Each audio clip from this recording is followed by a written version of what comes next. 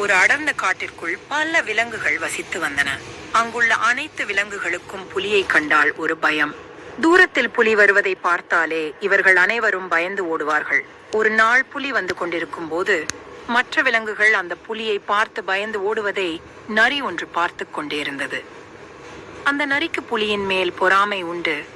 இந்த விலங்குகள் எல்லாம் புலியை மட்டும் பார்த்து பயப்பட்டு ஓடுகிறார்கள், ஆனால் என்னை பார்த்து யாரும் பயப்படுவதில்லையே என்று எண்ணி நானும் ஏதாவது செய்ய வேண்டும் என்று யோசித்துக் கொண்டிருந்தது.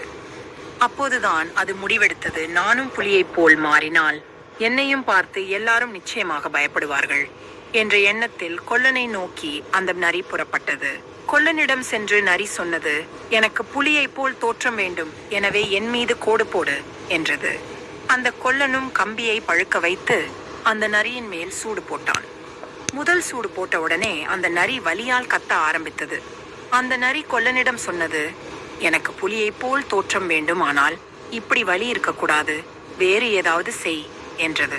அதற்கு அந்த கொல்லன், வலி இல்லாமல் உனக்கு கோடு போட வேண்டும் என்றால் நீ வண்ணம் பூசுபவனிடம் செல், அவனிடம் சென்று உன் மேல் வண்ணம் பூசிக்கொள் என்றான். நரியும் சரி என்று சொல்லிக்கொண்டு வண்ணம் பூசுபவனிடம் சென்றது.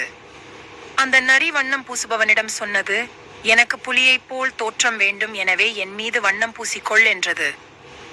அவனும் சரி என்று சொல்லிக்கொண்டு அந்த நரியின் மேல் வண்ணத்தை பூசினான். அந்த நரி பார்ப்பதற்கு புலியைப் போல் தோற்றம் கொண்டிருந்தது. இந்த நரி, இனிமேல் எல்லோரும் நிச்சயமாக என்னை பார்த்து பயப்படுவார்கள் என்று சிரித்துக்கொண்டே காட்டுக்குள் சென்று ஊளையிட ஆரம்பித்தது. என்னதான் அது புலியைப் போல் வண்ணம் பூசியிருந்தாலும் அதன் குரல் நரியைப் போல் தான் இருந்தது. புலியைப் போல் அதால் சத்தமிட முடியவில்லை. இதன் சத்தத்தை கேட்டு மற்ற எல்லா விலங்குகளும் ஓடி வந்தன. மற்ற விலங்குகள் நரியை பார்த்து ஆச்சரியப்பட்டனர். ஆனால் சிறிது நேரத்தில் பயங்கரமான மழை ஆரம்பித்தது. அந்த மழையில் நனைந்து நரியின் வேஷம் அனைத்தும் கலைந்து போயின. அந்த நரி மீண்டும் பழைய நிலைமைக்கே வந்தது. இதை பார்த்த மற்ற எல்லா விலங்குகளும் ஏளனமாக சிரித்தனர். நீதி, நாமாக இருப்பதே நல்லது. மறக்காம சர்ப்ரைஸ் பண்ணுங்க. தேங்க்யூ.